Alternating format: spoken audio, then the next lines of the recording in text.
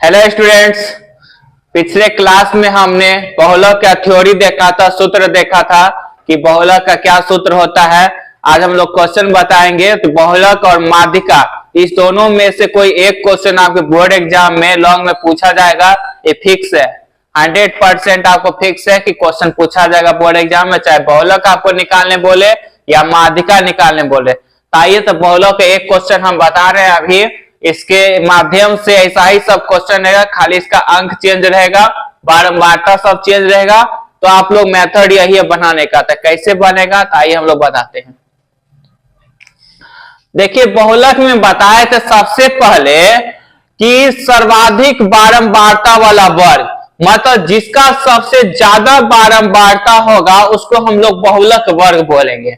अब बारंबारता पे हमको इसमें ध्यान देना, इसमें बॉक्स नहीं बना। जैसे हम माध्यिका में बॉक्स बनाते थे, सच्ची बारंबारता निकालते थे, ठीक है, या माध्य में हम लोग वर्ग चिन्ह निकालते थे, या f इंटू एक्स सब निकालते थे।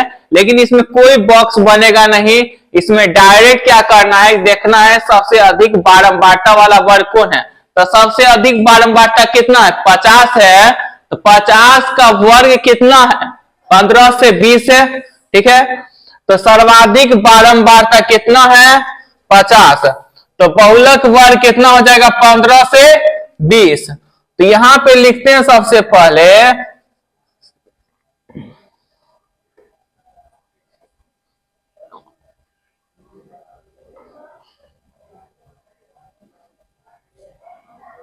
सर्वाधिक बारंबारता।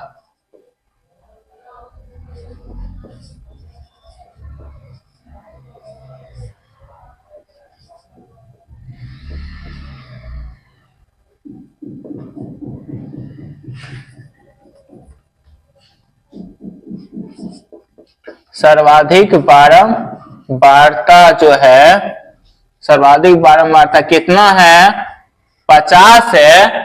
इसलिए बहुलक वर्ग कितना हो जाएगा, 15 से 20। इसलिए बहुलक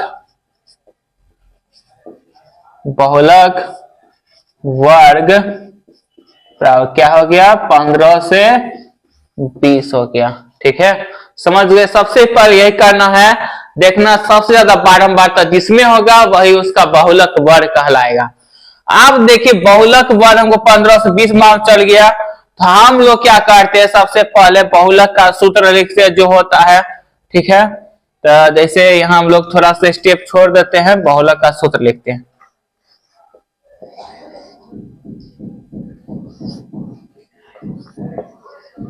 बहुलक बराबर क्या होता है, L plus F1 minus F0 by 2F1 minus F0 minus F2 into H। अब मतलब इसमें जो जो चीज बहुलक का सूत्र में दिया हुआ है उसका वैल्यू हमको निकालना है। तो आप देखिए, बहुलक वर्ग हो गया 15 से 20। तो L बराबर बताए थे, बहुलक वर्ग की निम्न सीमा जो होगी वो L कहलाएगा। तो L का मान कितना हो गया, 15। तो L बराबर कितना हो गया, 15।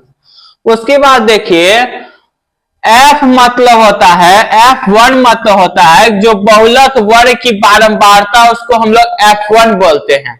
बहुलक वर्ग का जो बारंबारता, जो सर्वाधिक बारंबारता है, सबसे ज्यादा बारंबारता जो 50 है, वो इसका वैल्यू F1 कहलाया।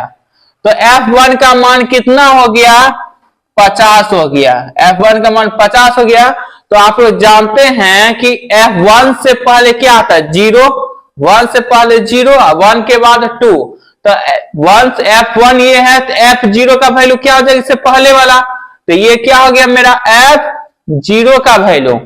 F1 के बाद क्या आता है, 2। तो ये क्या हो जाएगा, F2 का वैल्यू। देखिए, सबका वैल्यू निकल गया, F1 का वैल्यू निकल गया, F1 से पहले वाला F0 का वैल्यू, F1 से बाद वाला F2 का वैल्यू निकल गया, L निकल गया। H जानते हैं, जैसे माध्यिका मात्रा दोनों में H का मान बताए थे, वर्ग माप, मतलब दोनों के बीच अंतर, दोनों का वर्ग के बीच अंतर कितना है, 5 का अंतर है। तो H का मान कितना हो गया, 5। तो यहां पे जब जगह छोड़ी दी है तो इस सब चीज को लिख देते हैं। F1 कितना हो गया 50 हो गया। आप लोग इसमें भी दिखा सकते हैं, लिख दीजिएगा ज्यादा अच्छा रहेगा। F0 हो गया 30 हो गया और F2 हो गया 40 हो गया। अब सभी वैल्यू को यहाँ पे हम क्या करते हैं, बैठाते हैं। L का मान कितना है 15 प्लस F1 का वैल्यू कितना है 50 माइनस F0 का वैल्यू कितना है 30 बाई 2F1 मतलब गुना है F1 के वैल्यू से 2 को गुना करेंगे तो F1 का वैल्यू कितना 50 मतलब 2 गुना 50 फिर माइनस F0 का वैल्यू कितना है 30 फिर माइनस F2 का वैल्यू कितना है 40 गुना H का वैल्यू देखिए कितना है, H का वैल्यू 5 तो 15 प्लस आप 50 में से 30 को घटाएंगे कितना होगा 20 होगा। फिर 50 गुना 2 कितना होता है 100 होता है माइनस दोनों माइनस वाला क्या होता है जुटेगा, सेम साइन वाला क्या होता है जुटता है। माइनस माइनस रहेगा जुटेगा, प्लस प्लस रहेगा तो जुटेगा। तो माइनस माइनस जुट गया, साइन किसका होगा माइनस का। 40 30 70 फिर गुना 5।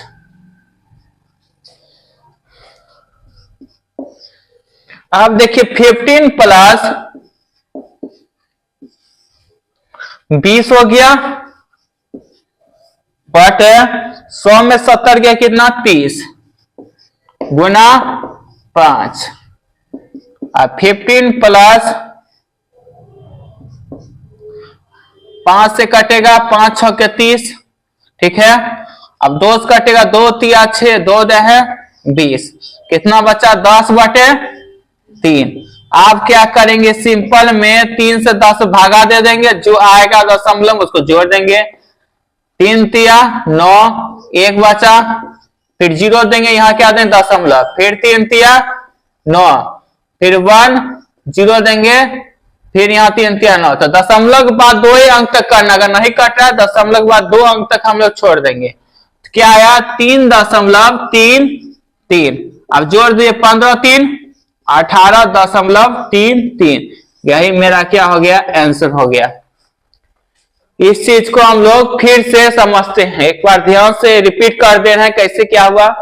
सबसे पहले देखते हैं कि जो हम लोग वर्ग और बारंबारता दिया हुआ है तो नीचे वाला हमेशा बारंबारता है, चाहे कुछ भी लिख देगा बारंबारता उसको मान के चलेंगे।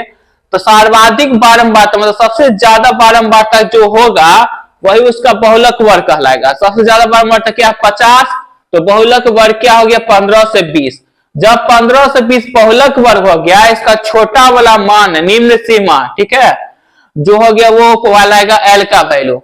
और जानते हैं सर्वाधिक बारंबारता जो होगा वो F1 कहलाया। तो F1 के पहले जानते हैं कि F1 के पहले 0 आता है, तो 1 के पहले F0 का वैल्यू आ गया, 1 के बाद F2 का वैल्यू आ गया। तो ये सभी वैल्यू को हम लिख दिए और H का मान जानते हैं, दोनों के वर्ग के बीच जो अंतर होता है उसको हम लोग बोलते हैं H का मान। तो बस ये फॉर्मूला था, बहुलक का फॉर्मूला था सूत्र जिसपे हम लोग बैठाए वैल्यू। तो आंसर मेरा 18.33 आंसर आया ठीक है। तो बहुलक का क्वेश्चन था। एक और क्वेश्चन आप लोगों को बताएंगे तब तो आप उसको नोट कीजिए।